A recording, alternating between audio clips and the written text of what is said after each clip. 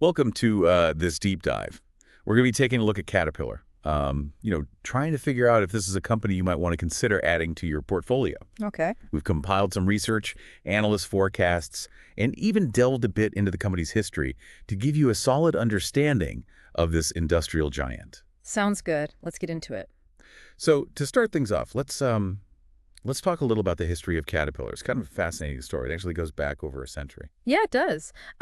Back in 1904, Benjamin Holt, a pretty ingenious guy, he developed the first commercially successful track-type tractor.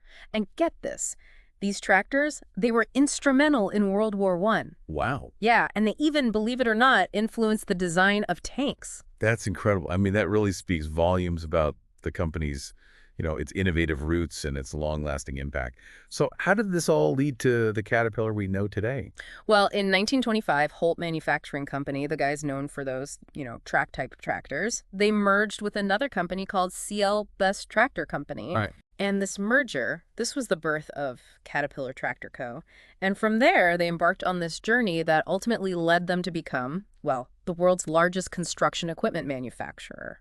So they started from these kind of humble beginnings, and then they rose to just dominate the industry. It's pretty remarkable. It is. So let's talk about, what's the scope of their business today? I mean, is it more than just construction equipment at this point? Oh, absolutely. Caterpillar is way more than just construction equipment. They have their hands in a bunch of different business lines, manufacturing machinery, engines. They're even involved in financial products and defense products, believe it or not. Wow. That's pretty diverse. I mean, it's surprising to hear about the financial products and defense products. That's not what I typically associate with Caterpillar. Yeah, it's interesting, right? They've really expanded their reach. So how are all these different segments performing? What's the financial picture look like for them? Well, if you look at their recent financials, they're doing pretty well. In 2023, they pulled in a revenue of over $67 billion. Okay. Yeah, and their net income, it surged to, get this, $10.34 billion. Wow, those are some impressive numbers. Yeah, it's a testament to their strong market position and their, like we said, their diverse operations. So given those numbers, how does their market share stack up against the competition? I mean, are they still the top dog? Well, they do still hold the title of the world's largest construction equipment manufacturer, but there's a bit of a caveat here. Their recent sales figures haven't really been keeping pace with the overall industry growth. Oh, interesting. So even though they're the biggest, they're not necessarily growing as fast as the rest of the market. Exactly. And that suggests, that there could be some potential challenges there and maybe a need to analyze their competitive landscape a bit more closely. Yeah, that's a good point. It's not enough to just be big, right? You got to be able to adapt and keep growing. For sure. So how is Caterpillar addressing this need for innovation, especially in this, rapidly changing landscape? We're seeing a lot of technological advancements these days. Well, they're definitely investing heavily in innovation, particularly in areas like electric and autonomous technologies, which is really where things seem to be headed. Yeah, those are the buzzwords, right? They are, and Caterpillar is right in the thick of it. They've actually developed the first electric drive dozer. Oh, wow. Yeah, and that's a big deal. It demonstrates their commitment to sustainability and keeping up with technological advancements.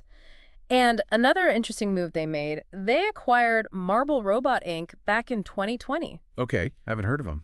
So this company, they specialize in autonomous delivery technology. So that's another signal that they're really looking towards the future. That's fascinating to see how they're kind of integrating this cutting edge technology with their, traditional strengths. Yeah, they're not just resting on their laurels. So let's talk about valuation. What's the current outlook for CEAT stock? Is it a buy, a sell, or a hold? Well, the average analyst price target for CATC stock is hovering around $385.25. Okay. And that suggests, a potential upside of around 2.52%. Not too shabby. Yeah, not bad. But here's the thing. There's quite a range in those price targets, from a high of $515 to a low of $295. So there's definitely some differing opinions out there about Caterpillar's future prospects. That's a pretty wide spread. I mean, it seems like analysts are a little bit divided on the future potential of the company. Yeah, you could say that. And it just underscores the importance of doing your homework, and really understanding the factors that are driving these different valuations. That's a good point. So you mentioned earlier that Caterpillar has been expanding through acquisitions. Can you tell us a bit more about their recent acquisition strategy? Sure. They've been pretty strategic about it, actually. They're focusing on acquisitions that either complement their existing product lines or give them a foothold in new markets. Makes sense. Yeah, like, for example, they acquired Bucyrus International back in 2011, Okay. and that move significantly boosted their presence in the mining equipment sector. So they're clearly thinking about how to grow strategically. It seems like they're making calculated moves to really solidify their market position and broaden their reach. Hmm. Now, let's shift gears a bit and talk about their services business. How does this segment contribute to their overall revenue and profitability? Oh, their services business. It's huge. It's a really crucial part of their business model. It helps them generate these recurring revenue streams, and it really fosters customer loyalty. They offer all sorts of services, financing, insurance, maintenance, training, you name it, they've got it. And it all adds a lot of value for their customers and extends the life cycle of their products. It's smart. It's like building an ecosystem around their products, right? Exactly. It's not just about selling the equipment, it's about supporting the customer throughout the entire life cycle of that equipment. Yeah, makes a lot of sense. So let's take a step back for a moment and think about the bigger picture. What's the economic impact of a company like Caterpillar? I mean, they have a pretty global presence, right? Oh, absolutely. They operate in like nearly 200 countries. Wow. Yeah, and they've got a network of 220 dealers all over the world. So their global footprint and their vast supply chain, it makes them a significant player in a lot of economies worldwide. Yeah, their operations must have a pretty big ripple effect, influencing employment, trade, infrastructure development, all sorts of things. For sure. Okay, so for someone who's thinking about investing in Caterpillar, what are some of the key pros and cons they should weigh? Like, what are the arguments for and against owning this stock? Well, on the plus side, you've got their strong brand recognition, their global market leadership, and that, diversified business portfolio we talked about. They're not a one-trick pony, and they're committed to innovation, as we've seen, and they really focus on shareholder returns. They've got dividend payments, share buyback programs, the whole nine yards. Those are definitely some compelling reasons to consider CCAT stock. But what about the other side of the coin? Are there any red flags or potential drawbacks that investors should be aware of? Well, one of the biggest concerns is that they're pretty sensitive to economic downturns. Okay, how so? Well, they're heavily reliant on construction and mining activities. So when the global economy takes a hit, those sectors tend to slow down, and that directly impacts Caterpillar's revenues and profits. So it's a cyclical business. Exactly.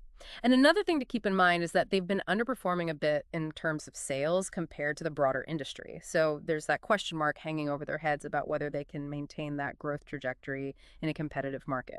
So it's not a slam dunk. There are definitely some risks to consider. There always are, Yeah. especially in this market. All right, well, let's dive a little deeper into some of those finer details. Starting with their dividend policy. How consistent have they been in rewarding their shareholders with dividends? Oh, they've got a long history of paying dividends. It's one of the things they're known for. And even recently, they've stuck to their guns, maintained that dividend payout, even when things have been a little rocky. So that signals, that they're dedicated to providing steady returns to those investors who are looking for that income stream. That's good to hear, especially for those income-seeking investors. It provides some stability and peace of mind. Absolutely. Okay, what about share buybacks? Are they actively repurchasing their stock? Yes, they're doing that too.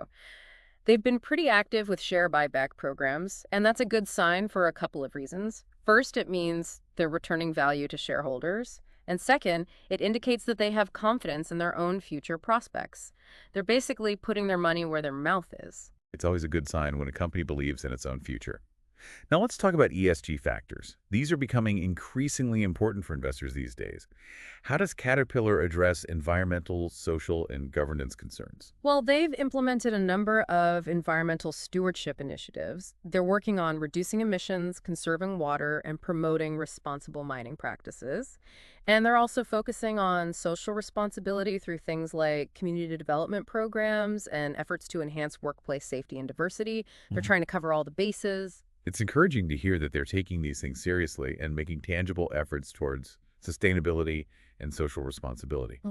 But are there any controversies or challenges they've faced in this area? I mean, no company's perfect, right? True. Caterpillar has faced some criticism regarding their operations in certain regions, and there have been concerns raised about their involvement in projects that have had, potential environmental or social impacts. So investors definitely need to be aware of these issues and do their own research to form their own opinions. Yeah, transparency and due diligence are really important when it comes to ESG factors. It's not just about taking a company's word for it, you've got to dig a little deeper. Absolutely. Okay, so we've covered a lot of ground here. We've talked about Caterpillar's history, their financial performance, their market position, their future outlook, their dividend policy, their approach to ESG factors. It's been a pretty comprehensive overview, and hopefully this gives our listeners, a solid foundation to start thinking about whether Caterpillar is a good fit for their own individual portfolios. It's pretty amazing to see how Caterpillar has evolved, from those early track type tractors to this global powerhouse they are today. Yeah, their journey really shows how important innovation and adaptability are in a world that's constantly changing. Right. And we saw how they've built on their strengths while also moving into new areas like electric and autonomous technologies. Yeah, and the recent financials definitely paint a picture of strength. For sure. Revenues over $67 billion. Net income surging to $10.34 billion in 2023. Those numbers are impressive. But we can't just stop there, right? Oh, absolutely not. We need to dig a little deeper look beyond those top-line figures. Exactly. We need to understand their profitability trends, how much debt they have, and how well they're managing their cash flow. Right. Things like their profit margin. That gives us a better sense of their operational efficiency. Can they control costs? Can they command those premium prices? And what about their debt? Are they using it strategically to fuel growth, or is it becoming a burden? Well, that's where we look at their debt-to-equity ratio. A high ratio could mean they're relying too much on borrowed money, and that could be risky, especially during an economic downturn. That's a really important point to consider, especially given how sensitive they are to economic cycles. Exactly. And we should also examine their cash flow statement. That tells us how efficiently they're generating and using cash. Right. Because strong cash flow gives them the flexibility to invest in innovation, pay dividends, buy back shares, and weather those economic storms. Precisely. And speaking of dividends and buybacks, those are definitely things that catch investors' attention. Yeah, for sure. But we need to assess how sustainable those practices are, right? Absolutely. Dividends and buybacks can be great for shareholder value, but they need to be backed up by solid profitability and a strong financial position. Otherwise, it could signal a focus on short-term gains instead of long-term value creation. Right. It's about finding that balance. Now, we've talked about their market dominance, Yeah. but their recent sales haven't been as strong as the overall industry growth. Yeah, that's something that definitely needs a closer look. It could be due to a few things: increased competition, changing customer preferences, maybe even internal challenges with product development or distribution. There are a lot of potential factors at play, and we need to figure out what's driving that underperformance. And their move into electric and autonomous technologies, Mm. that's a step in the right direction. But we need to see those initiatives actually produce results. Agreed. Developing that electric drive dozer and acquiring Marble Robot Inc. shows they're committed to staying ahead technologically. But the true test is whether those ventures are successful. It's a competitive landscape out there. Companies like Caterpillar need to keep innovating to stay ahead of the curve. No doubt about it. Innovation is key to survival in this industry. And their acquisition strategy is also playing a role in their growth plans. Yeah, we saw how strategic acquisitions like buying Bucyrus International have helped them expand their market reach and product offerings. But acquisitions always come with some level of risk, right? Of course. Integration challenges, cultural clashes, overpaying for assets. Those can all derail even the best laid plans. So we need to analyze how well Caterpillar has integrated those past acquisitions, and have they generated the expected returns? Those are the key questions, because acquisitions can be a powerful tool for growth, but they need to be executed effectively. And let's not forget about their global presence. Operating in nearly 200 countries through a network of 220 dealers, that's a massive reach. It is, and it exposes them to a wide range of economic and political environments, which can be both a blessing and a curse. It's a double-edged sword. Exactly. It gives them access to growth markets around the world. But they're also vulnerable to geopolitical risks, currency fluctuations, supply chain disruptions. There are a lot of moving parts. And their sensitivity to economic downturns, that's a major risk factor we can't ignore. Right. When construction and mining slow down, Caterpillar feels it directly in their revenues and profits. Investors need to carefully consider that cyclical nature before jumping in. Absolutely. They need to assess their own risk tolerance and decide if that level of volatility is something they're comfortable with. And then there's the whole ESG aspect. We talked about their commitment to those principles, but we need to go beyond their sustainability reports and really look at their actions. Yeah, their environmental and social responsibility initiatives are great. But investors need to be aware of any controversies or criticisms related to their operations. Transparency and accountability are essential. Investors are becoming more and more demanding in that regard. They want companies to walk the walk, not just talk the talk. They want to see concrete evidence of their commitment to sustainability and ethical practices. And with so much information available these days, investors have the power to hold companies accountable and make informed decisions that align with their values. Exactly. It's about doing that due diligence and making sure your investments reflect your beliefs. So is Caterpillar the right fit for your portfolio? That's the big question, right? That's what we've been trying to unpack. We've looked at their financials, their market position, how they're adapting to new technology, all those pieces. And we've talked about the risks, too, like how their business is tied to the economy, those recent sales figures that weren't great, even some controversies they've been involved in. It's not just sunshine and rainbows. Investors need that full picture. Right, and we dug into their dividends, buybacks, how they handle ESG issues. It's been a deep dive for sure. We've tried to give you all the tools you need to make your own judgment call. Now it's up to each individual listener, right? Weigh the pros and cons, see if the risks match what you're comfortable with, and does it line up with your goals? Investing is personal. What works for one person might not for another. There's no magic formula. That's why research is so important. Your own research. Understand the company, your own situation.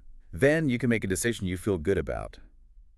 And if you're hungry for more analysis, more deep dives like this one, head over to our YouTube channel. We love hearing from our viewers, too. Let us know in the comments what stocks you want us to cover next. What are you curious about? Until then, keep learning, keep exploring, and keep that deep dive mindset going when it comes to your finances.